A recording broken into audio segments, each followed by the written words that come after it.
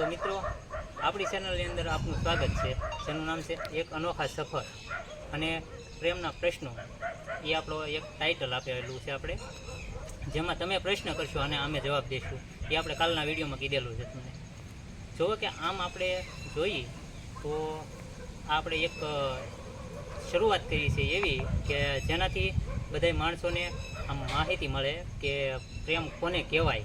અને આ બધા જે અલગ અલગ વિચારો કરે છે એ વિચારો આપણે બધાને એમ લાગે કે નહીં, ખાસા વિચારો દેખાડવાની, ખાસી દિશા તરફ લઈ જવાની આપણે એક પ્રયત્ન કરવાનો છે આમાં, આ વિડીયોની અંદર. તો જુઓ, આપણે કાલના વિડીયોમાં કીધું હતું કે પ્રેમ ઘણી પ્રકારના હોય. તો મા બાપનો પ્રેમ હોય, બરાબર, પછી ભાઈ બહેનનો પ્રેમ હોય, પછી દીકરા અને બાપનો પ્રેમ હોય. જુઓ કે એ બતાવતા નથી. એક પાત્ર આપણી જિંદગીની અંદર એક પાત્ર એવું હોય છે જે પ્રેમ બતાવી નથી શકતા, જે બાપનું પાત્ર હોય છે. એ કોઈ દિવસ આપણને પ્રેમ બતાવી ન શકે, પણ એના દિલની અંદર જે આપણને દુઃખ થાય ને ત્યારે એના દિલની અંદર હું વીતે ને એ એને જ ખબર હોય છે, બીજા કોઈને ખબર ન હોય. એ પાત્ર એક એવું છે કે જે પ્રેમ બતાવી નથી શકતા. અને આખા કુટુંબની જવાબદારી કોની ઉપર હોય? કે બાપ ઉપર હોય. પણ એ પ્રેમ બતાવી નથી શકતા. જો આપણે બતાવી દઈએ છીએ અને એ પ્રેમ બતાવી નથી શકતા. એટલે આપણે આજ જે પ્રશ્ન એક આવેલો છે એમાં એ ભાઈનું કહેવું એવું છે કે તમે એમ કહો છો કે દીકરી અને બાપનો પ્રેમ, દીકરી અને બાપનો પ્રેમ કેવો હોય, એટલે એનું કહેવાનું એવું છે, બરાબર. તો જુઓ, દીકરીને બાપનો પ્રેમ ગણતા કે અત્યારે આપણે અમુક લોકો કહે છે કે પાપાની પરી, પાપાની પરી. પાપાની પરીનો મતલબ શું છે એ તમને ખબર છે? પહેલાં જાણવાનું એ છે. પાપાની પરી કહે છે પણ એનો મતલબ શું છે? કે એનો મતલબ એ છે કે એનો બાપ છે કે નહીં, જે દીકરીનો બાપ છે કે નહીં, એ એને પરીની ગોળે હાંસે છે. એને એવું નથી રાખતા કે આ આપણી દીકરી, એટલે એ એમ માને છે કે જે મારા માટે, હું જે મારી દીકરી માટે કરું એટલું બધું ઓછું છે. એટલે એ દીકરીનો અને બાપનો પ્રેમ કહેવાય, બરાબર. પછી બીજા નંબરમાં કે જેટલું આપણે પ્રેમ તો જો કે ઘણો હોય છે, એમાં આપણે જેટલું બતાવીએ એટલું ઓછું છે. અને એમાં તો જો ગ્રંથ ટૂંકા પડે છે, બરાબર, તો આપણે તો શું બોલવાના એમાં. તો મિત્રો, તમારો પ્રશ્ન એક હતો ને એ કે મા બાપ એટલે દીકરીને ને બાપનો પ્રેમ કેવો હોય.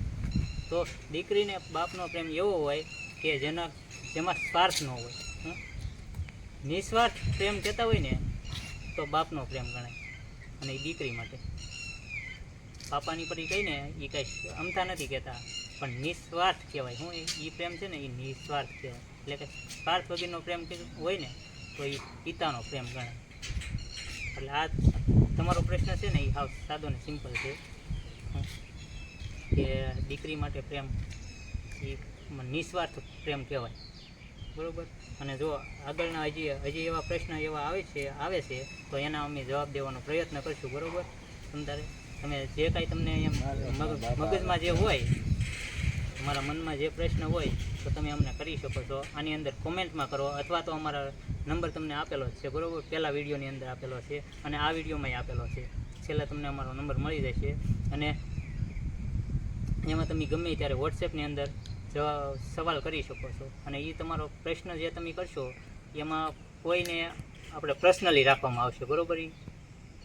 આપણે પહેલાં વિડીયોમાં કીધું હતું કે તમને આપણે કોઈનો ગમે એ પ્રશ્ન કરશે પર્સનલી રાખવામાં આવશે, કોઈનું નામ દેવામાં આવશે નહીં, બરાબર. તો તમે વોટ્સએપની અંદર પણ મેસેજ કરી શકો છો.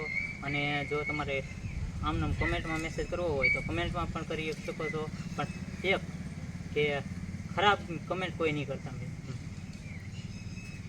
આપણે જે વિડીયો બનાવીએ છીએ એ કોઈ ખોટી રીતે મગજમાં લઈને કમેન્ટ નહીં કરતા, બરાબર. આપણે જે પ્રયત્ન કર્યો છે તો એને તમે આગળ હાલવા દેજો.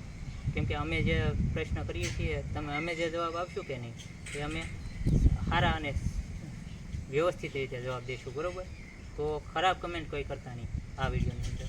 અને ગમે એ પ્રશ્ન કરવો હોય તો તમે ગમે ત્યારે અમને પ્રશ્ન કરી શકો છો અને આગલા વિડીયોની અંદર અમે તમને જવાબ દઈશું. અને અમારી ચેનલમાં બન્યા રહેજો. આવા નવા વિડીયો અમે બનાવતા રહીશું. અને હા, જો નવા અમારી ચેનલમાં હોય એટલે લાઇક, શેર અને સબસ્ક્રાઈબ કરવાનું ભૂલતા નહીં. આગળના વિડીયોમાં હજી અમે પણ જે સવાલ આવશે એના જવાબ અમે દેતા રહીશું.